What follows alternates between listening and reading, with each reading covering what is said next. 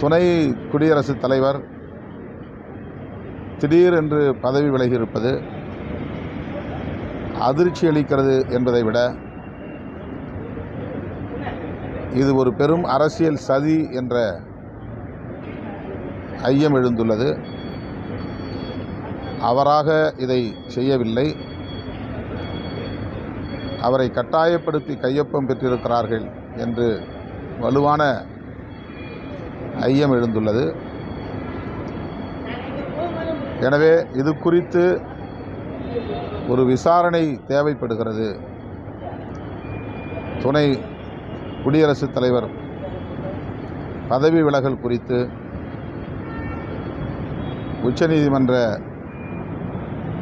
நீதிபதி தலைமையில் விசாரிக்க வேண்டும், அல்லது அரசமைப்பு சட்டத்தின் வழிகாட்டுதலின்படி அதனை விசாரணைக்கு உட்படுத்த வேண்டும் என்று விடுதலை சிறுத்தைகள் கட்சி வலியுறுத்துகிறது. மேனாள் முதலமைச்சர் அதிமுக பொதுச் செயலாளர் அண்ணன் எடப்பாடி பழனிசாமி அவர்கள் விடுதலை சிறுத்தைகள் கட்சி குறித்து பல விமர்சனங்களை வைக்கிறார். அதை வரவேற்கிறோம். ஆனால் பாரதிய ஜனதா கட்சியின் வழிகாட்டுதலின்படி அவர் இதுபோன்ற விமர்சனங்களை வைக்கிறாரோ என்ற ஐயம் எழுகிறது. ஏனென்றால் விடுதலை சிறுத்தைகள் கட்சி பாரதிய ஜனதா கட்சியைத்தான் கொள்கை பகையாக முன்னிறுத்துகிறதே தவிர அதிமுகவை அவ்வாறு முன்னிறுத்தவில்லை.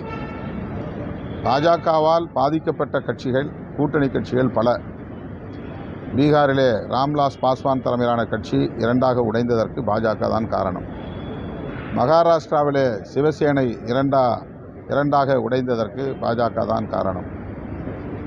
இப்படி பல உதாரணங்களை, சான்றுகளை காட்ட முடியும்.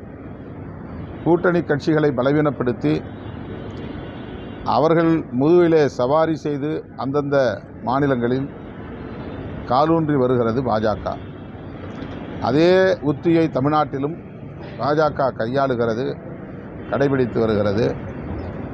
அதிமுகவை பயன்படுத்தி இங்கே வளர துடிக்கிறார்கள், அதிமுகவை பலவீனப்படுத்த துடிக்கிறார்கள். அவர்கள் திமுகவை ஆட்சி அதிகாரத்திலிருந்து வெளியேற்ற வேண்டும் என்பதை விட அதிமுகவை பலவீனப்படுத்தி இரண்டாவது பெரிய கட்சியாக தமிழ்நாட்டில் வந்துவிட வேண்டும் என்கிற பதைப்பு தான் பாஜகவுக்கு மேலோங்கி இருக்கிறது. இதைத்தான் விடுதலை சிறுத்தைகள் கட்சி சுட்டிக்காட்டுகிறோம்.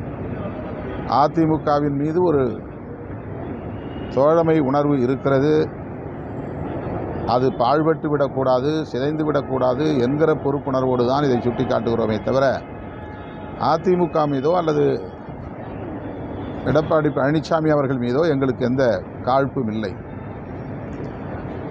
திமுக கூட்டணியில் நாங்கள் இருப்பதால் தான் பாஜகவையும் அதிமுகவையும் விமர்சிக்கிறோம் என்று பலர் கருதுகிறார்கள். திமுக கூட்டணியில் இருந்தாலும் இல்லாவிட்டாலும் பாஜகவின் கொள்கைகளை விசிக ஒருபோதும் ஏற்காது. ஏற்கனவேவும் விமர்சித்திருக்கிறோம், தொடர்ந்து விமர்சிப்போம். அதிமுக குறித்து திருமாவளவன் கவலைப்பட வேண்டாம், கூட்டணியில் குழப்பத்தை ஏற்படுத்தாதீங்க, யாராலையும் அதிமுக பாஜக கூட்டணியை உடைக்க முடியாது அப்படின்னு சொல்லியிருக்காங்க. பாஜக அதிமுக கூட்டணியை உடைக்க வேண்டும் என்பது எங்களுடைய நோக்கம் இல்லை. அதிமுக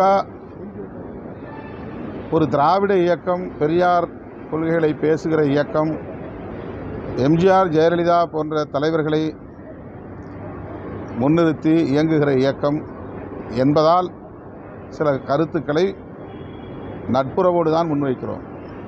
அது தேவையற்றது என்றால் நாங்கள் பேசப்போவதில்லை. எது 20 தொகுதிகள் மட்டும் வெற்றி பெற போகும் திமுக கூட்டணி எதற்காக கருத்து கணிப்பு நடத்துகிறதுன்னு பாஜக முன்னாள் அவர் திரும்ப ஊடகத்தின் கவனத்தை ஈர்ப்பதற்காக ஏதாவது பேசிக் கொண்டிருக்கிறார். அவர் தலைவர் பதவியிலிருந்து அப்புறப்படுத்தப்பட்டு விட்டார் என்பதை மறந்துவிட்டு பேசிக் கொண்டிருக்கிறார். ட்ரெண்டை ஃப்ரெண்ட் ஆக்கிக்கோங்க. தந்தி டிவியின் சப்ஸ்கிரைபர்ஸ் அண்ட் ஃபாலோவர்ஸ் குடும்பத்தில் நீங்களும் இணையுங்க.